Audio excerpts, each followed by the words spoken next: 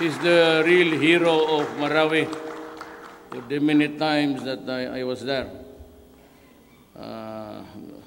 Sir, salamat sa the singular honor of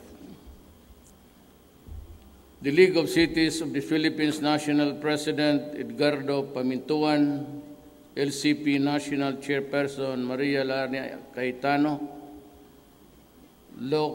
the local city mayors and local officials present, mga kasama ko sa gobyerno, mga kababayan.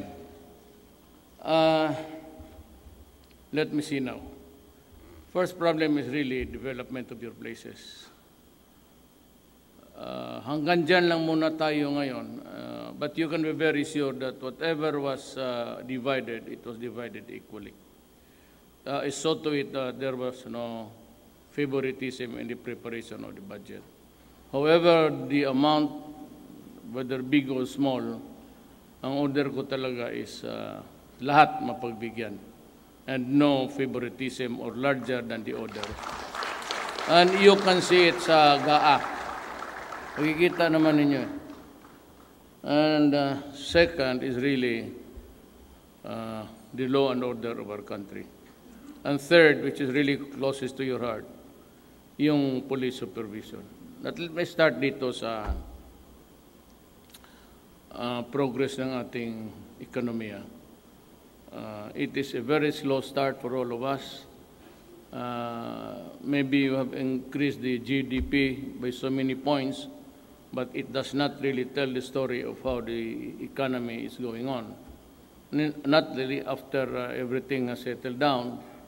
It's a volatile thing, and you know, it is also dependent on what happens in the national scene and the global perspective.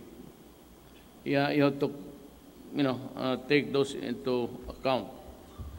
Na dito sa development, if you can manage on your own, I'd be happy. If you can go out and strike some deals there, and somebody, big or small, would try to develop your places, at kung kaya ninyo, I don't know about Dominguez itong sovereign equity, but in guarantee, but kung kaya lang, at saka hindi masyado malaki, okay ako because, some others would really insist on a sovereign guarantee. Titignan ko lang, but I cannot promise you. But if you can strike a deal somewhere, and it is good for your city, let me know. And I'd be willing really to talk about it with you. Anyway, the incoming DILG secretary will be there. And I think he'll be assuming the next few days. He will just man the fort in the meantime that he qualifies. You can always talk to Jaranyo. He's well-rounded. He has the structural mind to understand your problem. And, you can always depend on the national government. Ang ako lang naman, hindi ako nagpapakorne. I'm not trying to jamming. Diretsahan na lang tayo. Wag lang yung corruption. I am really, really against corruption. Hindi ako pwede diyang makipag-deal ng mga sa baba. Because I think that it's about time that we really give the Filipino a respite of corruption in the Philippines. All the years, every administration has had always as a component in their development over these years, meron talagang corruption yan. And it is not really possible to just say, you erase it overnight. But if you can just minimize it, lalo dito sa baba ninyo, mabuti yan. But pati dito sa national, pero dito medyo kaya ko talagang ipitin, sakalin. And we have the congressional act of itong cutting red tapes. Kasi ako, nung mayor ako, inday kung ganun pa rin, we process papers 3 days. Yung iba, if it requires ocular inspection somewhere here and there, it's about 10 days. Itong mga director, 15 days lang. And you know what? Even the cabinet members are only given 30 days to act on the papers. They must release the paper, whether approved or not. In 30 days talagang bitawan nila yan. That is the rule up. So I suppose that down, below, yung mga permit, business permit, takes, during my time, most is 3 days.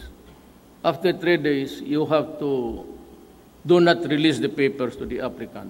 You release the papers to me with the corresponding explanation why it took you 3 days to do it. Para masundan mo talaga ang takbo. But this is just a suggestion. You can do your thing whatever you want.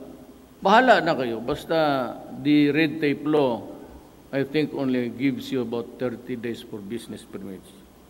And that should be okay. Kasi ang karamihan, ang reklamo nila sa baba, hindi masyado sa taas ngayon. So,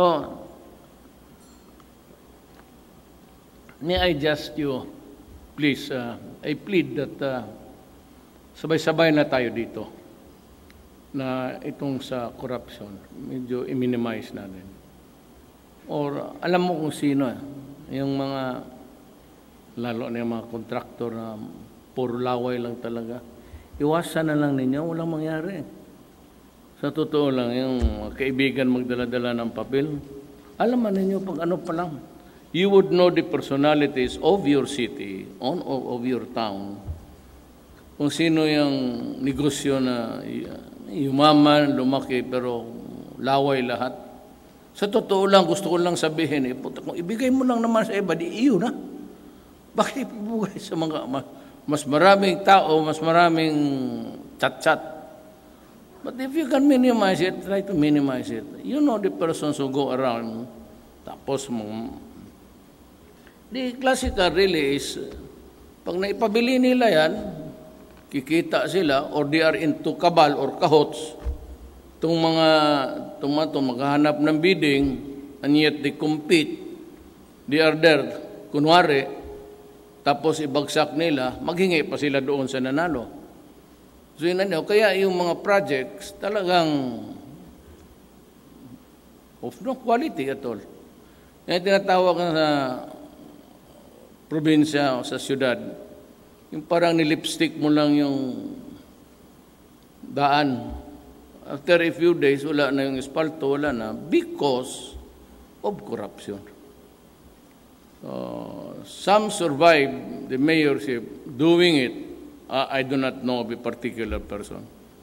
But some also do not, even how honest they are. It's how the dynamics of politics sa baba. Pero itong sa droga, alam mo, naging parang obsession ko na tuloy. Pareho man tayo, mayor, noon. Nakikita ko kasi. Nakikita ko sa dalawang mata ko. Davao used to be a very bigger than usual yung mga doses doon. But when I became mayor, yun ang unang tinarget ko talaga. You know why? I was a prosecutor. And you can just imagine the pain in my heart every time a case is dismissed. One, because hindi sumipot ang pulis or the police na bayaran or ito bantayan ninyo, yung process server is the number one. Kung gusto mo talaga linisan yung syudad, mabantayan mo yung process server. Because their return are taken at face value. And nobody would want to review na kung ano saan niya nilakad yung summons. Usually doon, ilagay lang nila na cannot be located or has transferred residence. Wala yan. Inimbento lang nila yan. Ang fiscal naman is really, pag sabi dito, judge, fiscal, ready? I am not ready, Your Honor. Right? And the summons here shows that the witnesses are not notified. Or the accused himself cannot be located anymore as Stanford residence. Kung nandyan lang yan. Alam mo, may bigyan ko kayo ng isang example talaga ng racket ng pulis. Kaya si Jal Anyo malaking, kaya ko siya kinuha talaga eh. Dito, medyo sasagad-sagad sila. Yung pulis sa inyo, yung mga maldito, bantayan ninyo yan. Kung hindi ninyo matiis, ipapatay mo na lang. Putang inang yan. Alam mo yung style na, dito sa Maynila, mag-hold up yan. Marami naman dito yan, mag-hold up na pulis. So, pag pumutok yan, magtago lang yan. Hindi naman inuhuli yan eh, kabaro. Magtago lang, they disappear. So, a case is filed, tapos they disappear for a while. 1-2 years. Pag lumamig na ang panahon, or tingnan nila hindi na interesado yung nagdemanda, o talagang umalis na, cannot be located, papalo up lang niya.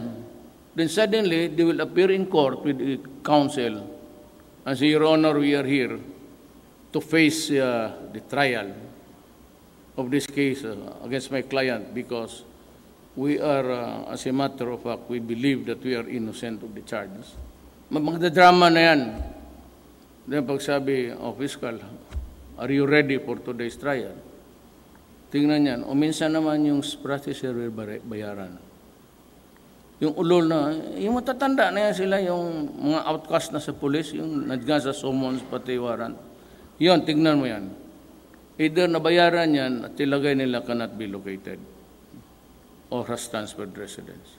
At face value, basahin ng clerk yan, can we refer to the records? Cannot be located. They mag-insist, we must have a trial, Your Honor. Ganun yung pulis eh. Tapos sabihin, ang piskal naman, kakandara pa, Your Honor, may we ask for a transfer. So, give you a warning, the next time that you are not ready, this case will be dismissed. Tapos next trial, ganun rin. Pag nawala na, wala nang interest, kasi nagtatago eh, minsan naka-archive yung record. Kasi yun namang mga Pilipino, this is how injustice is going on. Sabihin ko lang kayo. Tapos, pag next trial, sigurado wala. Your Honor, ang boses nyo niya, we demand the trial because the continued delay of this case is a violation of my client's constitutional right to speedy trial. Pagalit-galit na yan ngayon. Lalo na ko ang judge po tang inang ulol kasali. Ayun, second hearing ang pagwala and dismiss. Pag ganun ang nangyari, so thousands of them, if at all merong conviction dyan, which is really, or are few in between those years, far and wide.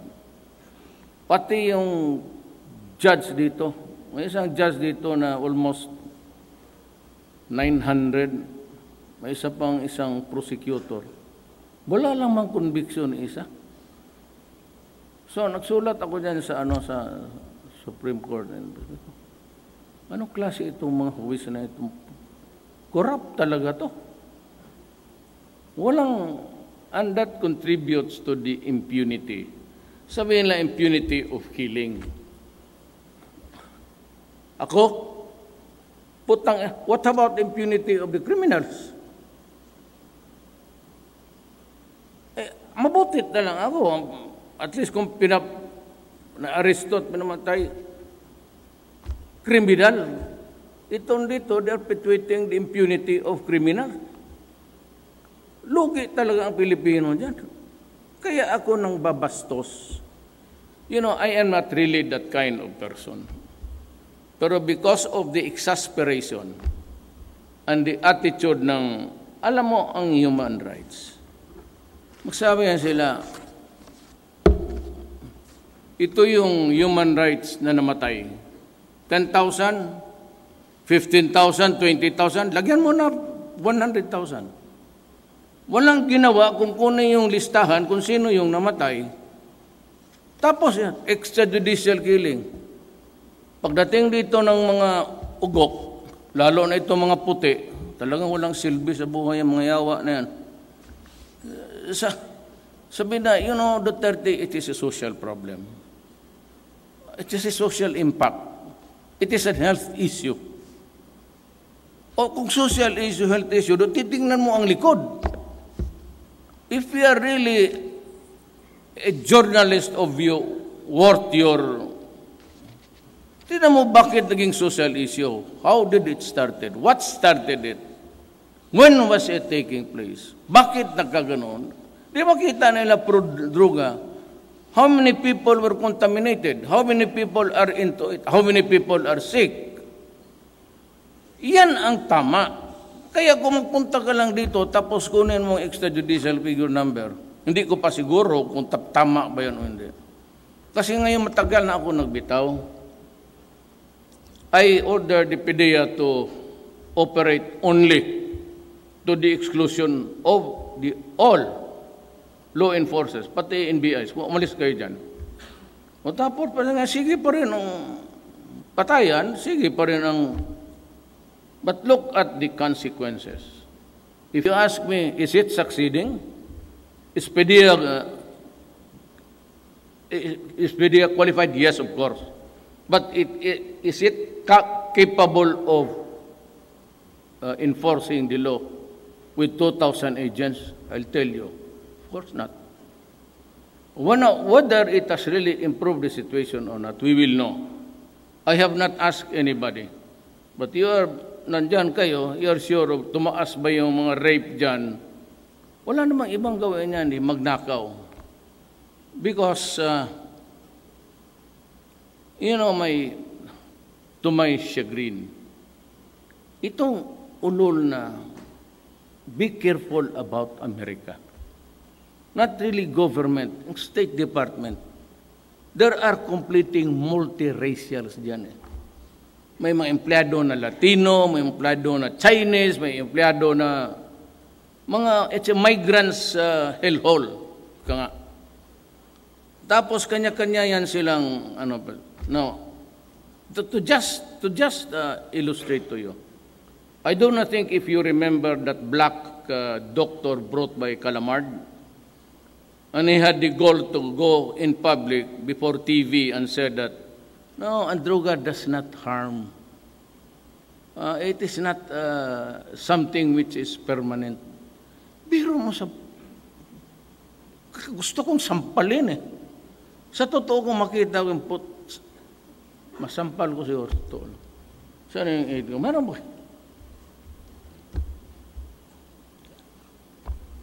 They are fighting with each other and making us stupid before the... There is a release now. International Narcotics Control Board. Precursors. Look at the logo. Would hurt organizations. Ayan lahat. Cannabis. Nandat yung effect. Cannabis smoke contains 50% more tar than high-tar cigarette, which puts users at the risk of lung cancer and other respiratory. Hindi masyado. Tama sila. Because itong cannabis, poppies, heroin, cocaine are derivatives of opium plant. And it's organic. Kaya dito in the following pages, cocaine. Bigyan mo sila bang lahat ng mga mayor? Okay. Ang effect eh. Mixing cocaine with alcohol is a dangerous cocktail and can greatly increase the chances of sudden death. Kaya yung mga artista sa Amerika, yan man yan. O dito, ecstasy. Tablets or pills that are sold as ecstasy may contain other potentially dangerous substances which can vary widely in strength and effect. Tingnan, okay lang yan. Heroin. Risks. Users risk overdosing on heroin, which can lead to coma and death to respiratory depression. Tingnan mo ha. LSD. The physical effects are small compared to the psychological and emotional effects. They include dilated pupils, increased heart rate, blood pressure, loss of appetite, sleeplessness, dry mouth, and tremors. Ito yung mga sa Amerikano. Methamphetamine, shabu.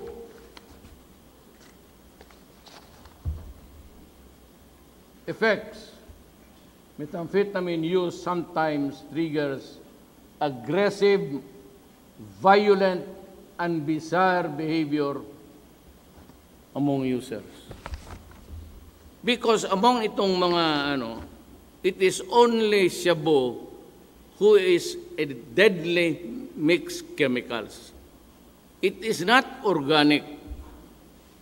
Pati ang baterya niya ginagamit, yung tubig ng baterya, if you want to know. Kaya dito sila, lumalaban talaga ng pulis. Pati dito mo makita, when was that? 5 days ago, 7 days ago. Pinutulan niya yung asawa niya ng ulo, tapos sumigaw siya, lumabas siya. Wala natin problema kay Duterte, pinutulan ko na ng ulo. Bizarre, asawa niya ang pinutulan niya ng ulo. Kaya itong mga to, ito, alam naman ninyo, sa siyudad ninyo nangyari na yan. They rape, they kill. Sa Bulacan, ni-rape yung mother-in-law na buta, na bulag. Tapos yung daughter, pinakialaman yung 14 anyos na anak, pati yung isang 1-year-old. Sino ba naman? May problema talaga ito sa drugs. And early on, it did not really occur to everybody that it was in that dimension. Because kung hindi ako na presidente, hindi man lumabas yung by the hundreds of thousands. To date, they were about 1.6 million. Hindi biro, yan eh. Kaya talagang ako, sa Bisaya, Pananingkamot, I really tried my best to declare a war. At ganoon talagang utos ko hanggang ngayon. With or without itong human rights na ito, with or without, sinasabi ko na baski sino leader, do not fuck with me about drugs. It's killing my country. Meron millions. And ang ayaw ko dyan, they have reduced in number of Filipinos to slavery. To what? Drugs. They have to look for it every day to get a fix. And when the monkey rides on their back, makati na ang katawan, pag walang pera yan, maghanap talaga ng alibyo yan. Sometimes they rape, sometimes they steal. It results minsan in the killing. Pag high na, they go about raping women. Tapos papangbintangan yung pulis. Kita ko naman sa TV, one afternoon, a guy was going around threatening everybody with a knife. Hiharap ng pulis, basta may baril. Ang pulis atras ng atras lang, hanggang naipit na natumba, binaril niya. Kaya ako, hindi ako nagsasabi lahat kayo. Pero ito talaga ang masasabi ko sa inyo. Magprangkahan tayo. Mahal ko kayong lahat. Magsisilbi ako sa inyo. Magpakaulila ako kung kayo man. Pero pag pumasok kayo dyan sa droga, kagaya kay Parahinog pati kay Espinosa, talagang yayariin ko kayo. Believe me. Maabutan ko kayo. I don't give a shit about yung human rights or even cases. What makes it really very odious is that nandiyan ka sa power and you use the office as the platform of your drug activities. That is what happened to Parahinog. And to think that he was my friend, nagpapadala ng alimango yan almost weekly sa akin, isang sako. Because he was thinking that, baka matimpla niya. Pero when he started to kill his own policeman, yung kaling lumaban sa kanya, ayaw na niya. yung pinatay na yung 4 na pulis, yung 2 hindi pa makita yung katayo. Yung 2 nakita na yung pagkamon, naka-uniforme pa. Sabi ko, putang ina, tatapusin ko talaga itong animal na to. Trabaho ko yan. It's my job to protect the Republic of the Philippines and the people. Huwag kayong magkamali dyan kasi madidisgrasya talaga. Alam ko it's lesser income. Wala akong sinabi kayo. Pero may namatay na kasi. Pareho talagang niyari ko. Walang kita mo sa Usamis. Walang industries, walang cottage industries, walang factories. Pero buhay ng mga tao, almost maganda ang standard of living nila. Everybody was selling drugs around Mindanao. At ayaw maniwala nitong mga, sabi ko, drugs was fueling terrorism in Marawi. Sinabi ko na yan noon. Marami akong pinsan, Maranao. Ang lula ko, Maranao. Marami akong pinsan sa Marawi ang sasabi, masama na ang lagay dito. Hindi ko lang alam kung gaano kasama. But even my own relatives were calling me. Nandyan sila nga, kasali sila sa evacuees.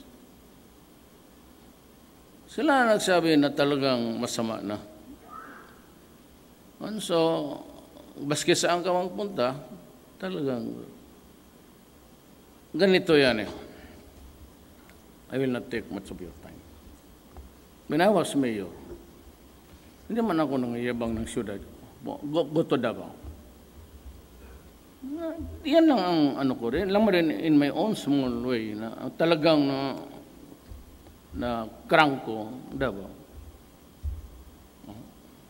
Droga, meron. Sasi. Pero meron ba doon sabi mo, mga rape na gano'n? Pagka gano'n, tama yan, impunity. Putak, i-control mo muna ng impunity ng drugs. Huwag kami. You control the impunity of the drug people who are producing shabu. When I was mayor, I said, do not destroy my city. I am not a policeman. I am not a peace officer. I am not an NBI. I am here before you to present myself because I will build a city. But kung meron na, sabi ko, if I'm there already, do not destroy the city because I will kill you. And do not destroy the young people of the city because I will destroy you. So, what's wrong with that statement? Kaya hindi sila makademanda sa akin. For what? When you say that I'll kill you for destroying my country, that is a very legitimate statement. How can you debate with that kind of... Ngayon, sabi ko, nandito na ako sa opisina na ito. Then, nakita mo naman nag-surrender by sheer number, hundreds of thousands. So, sabihin ko, sa ang utos ko sa police, destroy the organization. How else can you be less eloquent in giving that order? Destroy the drug organization, destroy all. Talagang if you destroy a laboratory, if you raid something there, it really becomes a war. This is really a war kasi the sheer numbers. Ngayon, ito. Bakit ito si Duterte? Ang binibira ang mahirap. Putang ina, kabubo mo naman. Diyos ko po. Shabu is marketed amongst the poor. Itong mga mayaman ng bullshit nasa Forbes Park, Dasmarina, mga elite of society, the so-called 400 of society. Cocaine yan, heroin. And it does not destroy the minds overnight. Unlike Shabu, the immediate, the urgent thing there to worry is that it shrinks the brain progressively. Hanggang talagang magkuyos na. Ang sabi nila may rehab sa Shabu. Well, I'm sorry to say to you now, there can be no rehabilitation. But whether or not they continue to be criminals, that is a question mark. But whether he can live a normal life thereafter, I am one of those who tell you, patay na yung bata niya. Patay na yung bata niya. He's a cannot be an outcast because may pamilya yan. Wala na. Because once the brain shrinks, it stays shrunk. Wala namang ano dyan na i-bloat mo uli. Kaya I really thank you for this time. Para maprangkahan ko kayo na hindi ako ito, pag hindi ako maghinto, that would be a grave sin. Hindi ako pwedeng maghinto dito sa kampanya, knowing very well that it is destroying my country. I will never stop the drug war. Now let us say it's PDEA. Is it getting better or getting worse? If it's getting worse, then I'll have to call the police again. I don't give you a damn about yung mga opinion. To hell with you. I have a job to do, and I will do it. Para ipakita ko lang sa kanila, yung rape na babae, sinunog, and it's replicated all over the country. At any given time, I lose about 2 policemen, 3 soldiers in raid.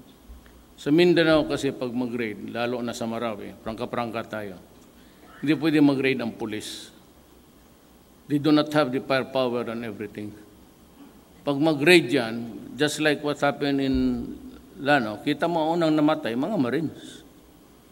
Kasi tinawag ng Marines, kasi pagpasok nila doon, binakbakan na sila pinaunahan sila ng bala.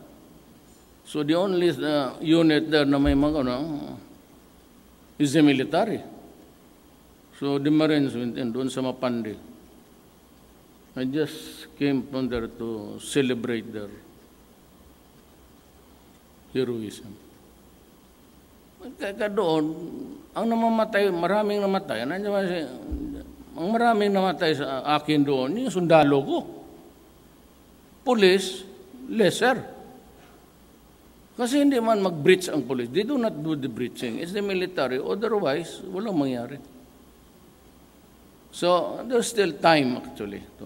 Pero kung isipin ninyo, Mayor, suspitsoso ka ba sa akin? Well, in the sense, ganito yan eh. Minsan kasi yung tawag-tawag. Meron ako talagang nagsususpitsa ako na nandyan. Naglalaro o nagsusupply o gumagawa. Yung karamihan dyan yung sabi na deprive ng police authority, they are penchant to protect our leaders. Kasi pag nahuli yung anak ng barangay captain, tapos magsumbong, Mayor, ang anak ko, minsan sabihin, tawagan natin police. Ano ba nangyari dyan? Sir, nahuli na. Isang sasilang pala, bitawan mo na. Yan, automatic yan. Pag ginawa mo yan, ang impression yan doon sa police is really nandiyan ka. Or you are a protector. Kaya maabot ka doon sa listahan. Even how innocent the call was or is. Nakakalagay ka agad ang protection. Tatawagan mo eh. Now, if you do it so many times, magdududa talaga ang police. Kaya sometimes your name reaches the list. But it doesn't mean to say that you are a hardcore. Those one of the things that getting into the list na innocently though, hindi mo akalain ganon. But there are those na talagang nandyan. Sabi ko, and to tell you frankly, I will not allow those policemen to go to prison if they kill you. Or the soldiers for that matter. Hindi ako papayag. I will stake my presidency. I go up and down, babagsak ako on the issue of drugs. Kasi sirain talaga ang bayan ko. Kaya wala akong ano niya na mga bugok naman rin yung 10,000. What was my 50th victim? Who was my 50th victim? Where did it happen? How did it happen? Masagot pa ba yung ano? No, it's easy to accuse somebody. Pero, guilt is personal. Whoever did it, is goddamn worry. Hindi mo sabi sa akin, nag-utos ako. I'm doing it for my country. And why should you worry about my statements? It is a legitimate action. Wala akong niya na by my words. By my words, what? Kaya hindi ako natatakot yung pabalik-balik sila dito, international court. Sige, maglaban tayo doon. Tingnan natin kung gaano kahusay ninyo. It's not easy to accuse a person of a crime 10,000. You have to prove the 10,000 killed. Are you sure? Ngayon namatay lang dyan, pag walang nakita, extrajudicial killing. At saka ngayon, ang labanan, hindi na yung hindi na yung mark money, wala na yan. Pasa lang dyan, kunin mo sa iiwan ng intercity delivery. Tapos doon sa yung money na, padala ka ng pera. There's such a thing, an intercity. Hindi naman tinitignan yan eh. Ang pera niyan, bangkon lang, bank account, yun, delivery.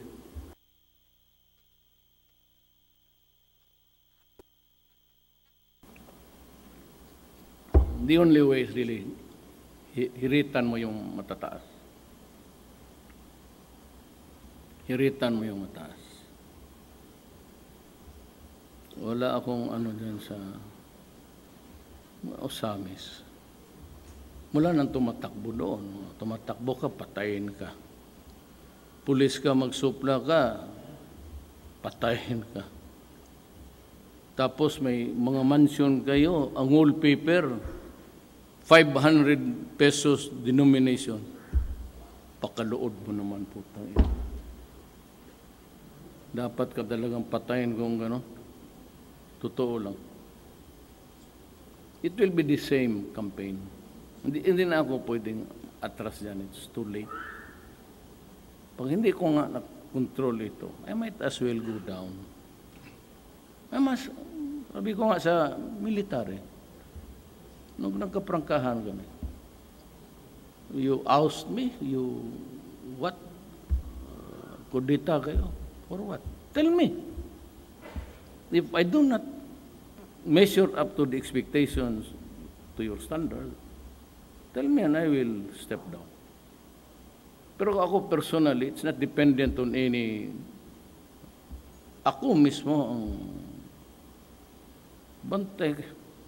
Sabihin ko, yung police, di ma-dismiss yung kaso. Alam mong gawin? Magpunta doon sa krami, magkubra pa ng back pay ang mga putang ina niya. Tapos sabihin, sige, i-process. Yung back pay niya, matagal siya, walang trabaho. Exonerated. When the case is dismissed on grounds of speedy trial, a violation of the Constitution to speedy trial, that is a verdict of innocence. And they can go back there and collect, nakahirit na ng krimen, and they would go back there to collect more from government. Bigyan mo lang yung opisyal dyan, okay na. Ito, sabihin ko sa inyo, butit na din ito dyan. Itong ordinary station, pag-uwi ninyo, tanungin mo ngayon. Station 5, Presinto 2, every month meron yan sila, liquidation. Yung pampera dumating sa inyo, para i-liquidate mo. Wala. Ay, anong i-liquidate mo? Initiative na lang. Ganon ka. That's how rat. Tanongin mo yung estasyon mo. Itong gasolina. Kaya tayo, kung hindi tayo magtulong noon sa gasolina, patay ang pulis, hindi maka. In Davao, we give everything, non-use yun. Huwag ka na umasa dyan, kulang ma rin talaga. Kaya kung dinoble yung sweldo nila, kulang talaga. But even then, even with double salary, talagang kulang. Alam mo kasi, there's an aberration. There's an anomaly in the system. They retire at the age of 56. If you reckon that they get married about 20 years, 25, 26, 27, 30, ang mga anak lang nila niya nasa high school pa. O kakaano lang sa college. This has to be corrected. I recommend 60. Kaya lang, yung mga matatanda, ilagay mo sa istasyon. Then yung mga bata, yun yung arsap, ganon. Masyadong maaga mawalaan ng. Kaya, ako kasi napunta ng kung saan-saan. Ay nagwalop ako sa overseas workers. Kayo, hindi man ako lumapit sa inyo. Walang ni isa sa inyo na sumuporta sa akin. Alam ko yan. Saan ako kumuha ng boto? Sa labas. And yung ano ko lang, tiyaga ako. But I was carrying 3 messages. Baka makatulong ito sa inyo balang araw mag-presidente ka. Sabi ko, I'll stop graft and corruption, drugs, and improve the economy by improving the law and order. So, ang corruption, talagang madali yan. There's less corruption now dito. Kung meron man, the latest that I fired was the Undersecretary of Budget namin dyan sa Malacanang. Talagang sinipa ko. Literally na siya, sinipa ko talagang putang tadyak. Let's ka pati dito, pati pera ng Malacanang, lus-lusin mo. Tapos yung truga. Hindi ako maka-atras dyan. Nanalo ako dyan. Niwala akong barangay captain sa siyudad ninyo ni isa. Tapos sabi ko ito, nanalo ako. Ngayon, tanong ko, maka-atras ako. 6 million ang budget ko over Rojas. Maka-atras ako sa sinabi ko, sa pinangako ko sa tao. You must be crazy. Kung ano lang yung, even during the presidential debates, I was the first to finish in my whatever elucidations because it was only I carried the right messages. Yan lang talaga ang ano. Itong development initiative na ninyo. Oh, by the way, exception si Brillion pa lang. Metagdabam na sila. And of course, Nograles. Pero outside, niwala akong barangay captain dito sa Maynila. Pero somebody told me, mag-landslide ka dito, maniwala ka. Long before, yung mga ratings 3-4, sabi ko, wala man akong pag-asa dito. Sabi ng isang tao, alam mo ngayon, si Alberto Romulo. Yung matanda na ano na sa politika. Sabi niya, tandaan mo, manalo ka. Yung sa subdivision lang, andyan siya sa, I think he lives in Corinthians. So dito lang nag-survey ako. 8 out of 2, 80 you. But I was really, ito ang last. Di nagta-travel ako.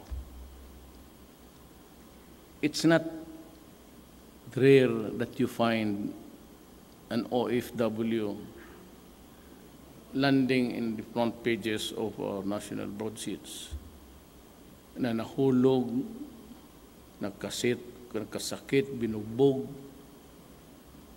tapos ni-rape,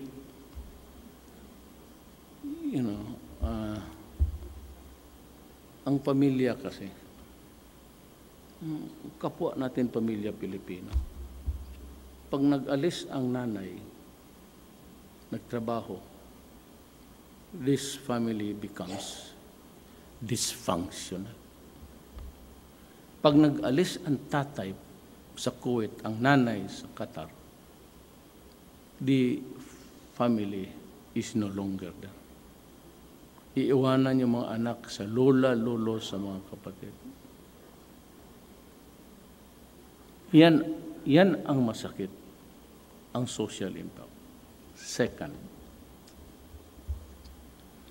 ito sila, and it is not also rare, na mabasa mo ni rape, tapos marinig mo talaga yan. It's a universal complaint.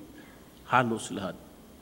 Na wala ang pagkain nila, basura lang, wala silang tulog, ginagamit sila ng amo nila, ginagamit sila ng anak nila, pati yung son-in-law mag-extra. And they are supplied with. And yet they work. Bahala na masira ang katawan nila, makapagpadala lang naman to remit money. And that includes the father. So many thousands or millions, our families here now dysfunctional. Ang masakit kasi nito, kasi pinaano ko talaga yan, intelligence. Itong mga ito, shabu is for the poor. So yung shabu, 200 naman ang sasi. Sana pupunta na yan sa pagkain, maski ulam lang kanin, magamit, pati pamasahe na sa bata sa eskwelahan, 200. Alam nila kung sino yung mga bata na may regular remittances. Yung may ready money na maliit. Alam nila kung sino. Yan ang luslusin. Didikitan lang hanggang bibigay. Pagbigay niyan, maghihirit na. Tanong ako sa inyo. Pabalik-balik ito ang droga kasi yan man ang trabaho na. Anong hustisya binigay mo sa pobreng nanay pati tatay? Ganun na lang. Ganun na lang gawin mo. Tapos papayag ka nagkaganito ang buhay nila. Nagpakamatay na sila ng trabaho doon, tapos pag-uwi nila, wala pala. Ang managdagdagan pa, sira ang buhay ng mga anak nila. Because of the dysfunctional family na iniwan nila. Hindi naman nila iniwan, wala silang pera kasi mahirap ang Pilipinas. And if you are there at the top, it's almost crazy to think how you can help your fellow human being na hindi nakasana magganito. So, that is the rage. Gaya sa Marawi. Itong mga human rights na ito, national na yan, sa likod mga TV. There were about 30 Moro or Christians that were taken hostage as a cover by the Maote. During their last days on this planet, they were raped, they were told to do things, maglaba, magluto, gamitin kung sino-sino lang, tapos ngayon, skeletal remains. Human rights po, bakit ka tahimik dyan?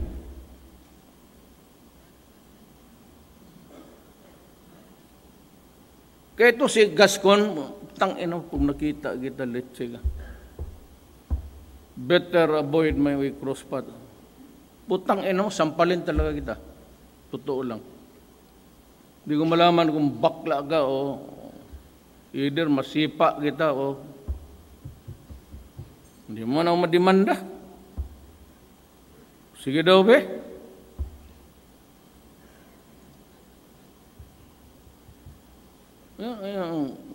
Yun ang masakit sa akin.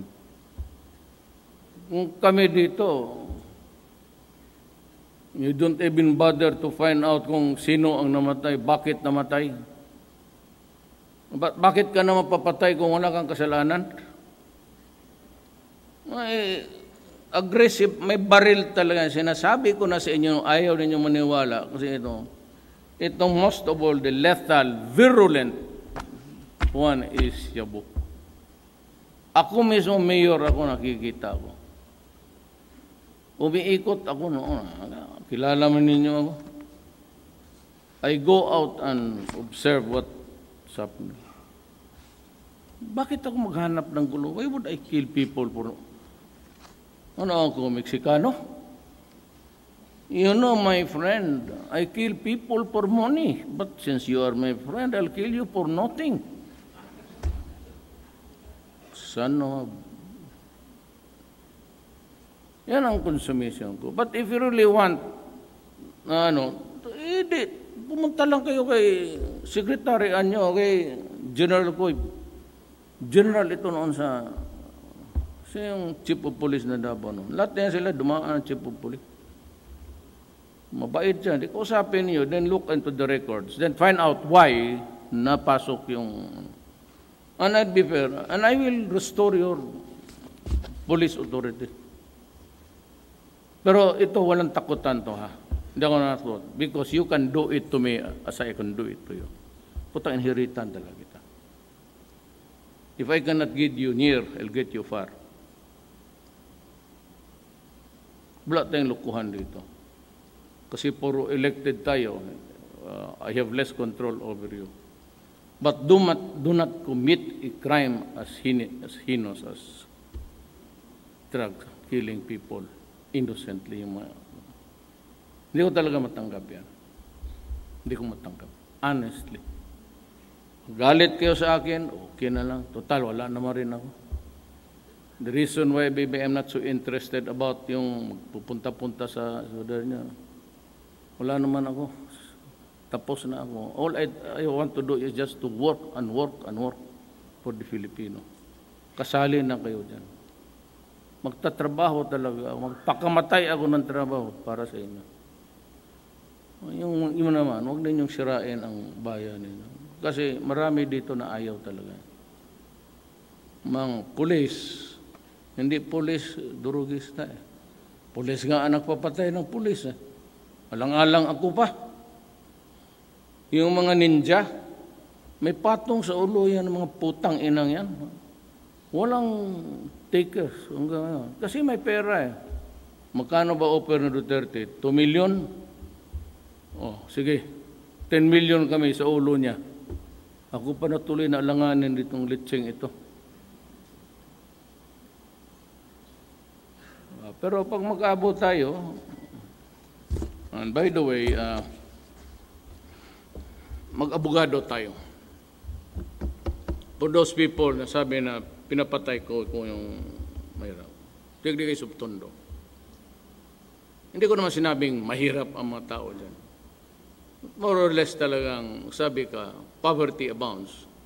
O thereabout, yun. The crime of the business of shabu is always organized crime. It cannot be an independent activity. Yung may sigarilyo dyan, kung may traffic, magpabilang chiclet, gano'n. No, shabu is distributed, so therefore there has to be a cook, and there has to be the distributors, the lieutenants, and yung mga basurero, yung peddlers na doon. Ganun yan. The rules sa batas is if it's a conspiracy, like an organized crime, the act of one, the peddler na pobre, and the cook na marama mapera, this is here the same liability and the same punishment. Okay? So when I tell the police, destroy the organization, it means destroy all. At pag ikaw may nakita dito, lumaban ka sa police, Only if the police the life of the police is in danger. Yan lang ang test. Pag nakita mo delikado ang buhay mo, huwag mo nang hintayin mabiyuda ang asawa mo. Hiritan mo na itong putang inan to, may atraso ito sa ating bayan. Kapag society, forgot it. Anong Tagalog ng society? Lipunan. Ang inang Tagalog na ito. Naglipat tayo sa Bisaya. Kapunuhan. Di ako po. Masabihin na, si Duterte bakit niya pinatay? Putang. Ang oath natin is to enforce it against all. Does not give a shit whether you are a poor or you are a rich. Pagka organized crime, pareho-pareho kayo. Yan sabi ng mga bleeding heart, ng mga pari, obispo, pinapatay ang putang, you study law. When I enforce the law, I enforce it against everybody connected with that organization. So even if you bleed your heart for the poor, you also bleed your heart for the idiot yung nagluluto. Ngayon, sabi ng punerarya, ng Duterte na ito, puno na yung punerarya namin, walang nagkiklaim ng, why do you think walang claimants?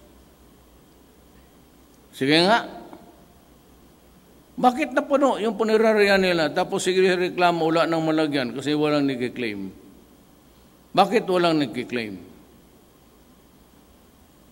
Kasi ang unang birada dito, natin lang ito kung siyarong kurunigin ng video dyan. Kasi hindi sila Pilipino. So walang bigay-claim. Sino sila? Secret. I do not want to spoil relations with. Walang mag-claim. Pareho sa Davao. 1904 going 1905. New Year's Eve. May alert na. Tapos, pinasilip ko, precursors pa lahat. Kung mag-grade kayo niya, precursor, that's not Cebu. You're wasting your time. Sabi ko, you wait, be patient. Naluto, nailatag na nila doon sa flooring, 720 kilos of Cebu. Luto na. New Year's Eve, di madaling sabi, barilan. Siyempre, may barilan yan. Tapos, sa galit ko, nilagay ko sa highway. Siguro mga alas 4 yun. Nilagay ko sa highway. So, yung traffic doon sa south, galing Santa Cruz, yun na, kasi tumitingin. Alam ko si Duresa yun. Si Duresa, ganun talaga eh.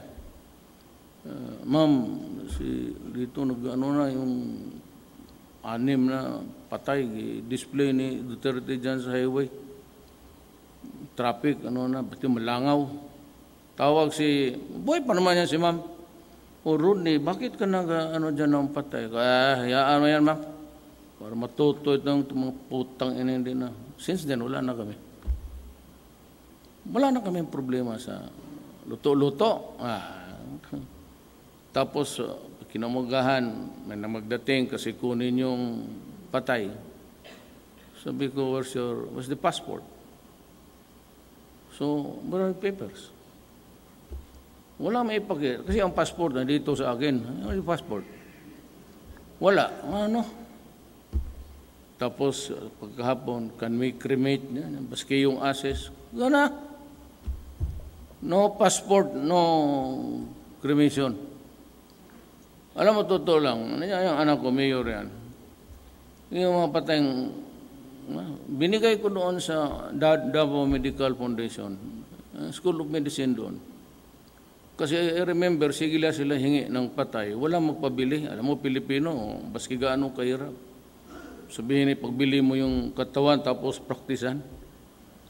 Tinawagan ko yung head ng eskwela, o dito kunin mo, punerary dito sa Turil.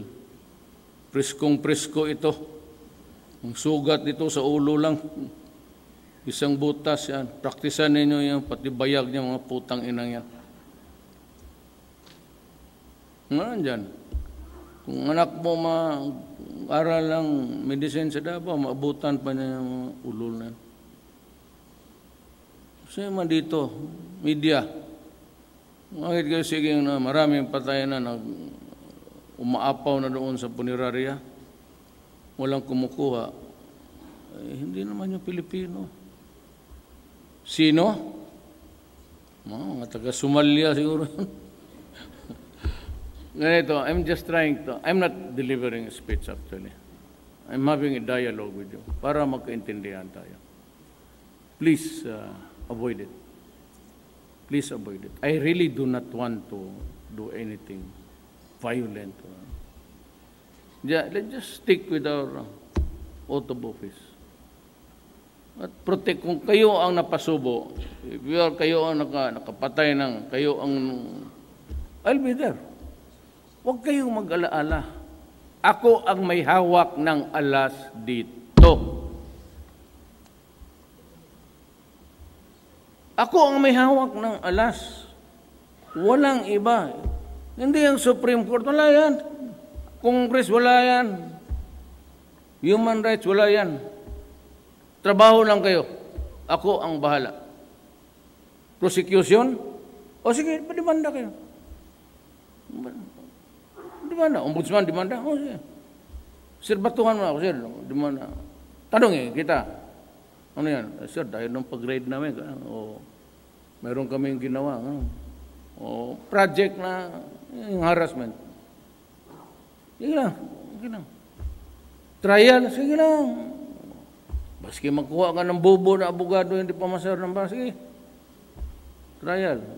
Tapos, sentencing. Judgment day. O, palamin mo ako. Mayor. Ano? Preclusion temporal man.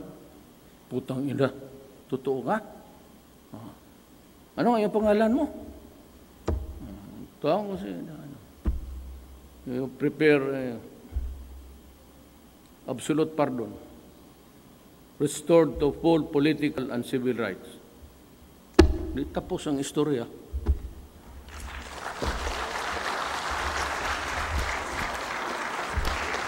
Thank you very much, Mr. President, for your message. At this point, may we request the President for a photo opportunity with our city mayors. First off, Northern Luzon and Central Luzon mayors.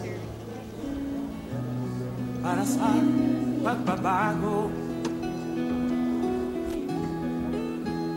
sawa na ang bayan mo ko sa magnanakaw na tao. Yes, sir. Congrats, sir. Congrats. Thank you, ma'am. Madilim na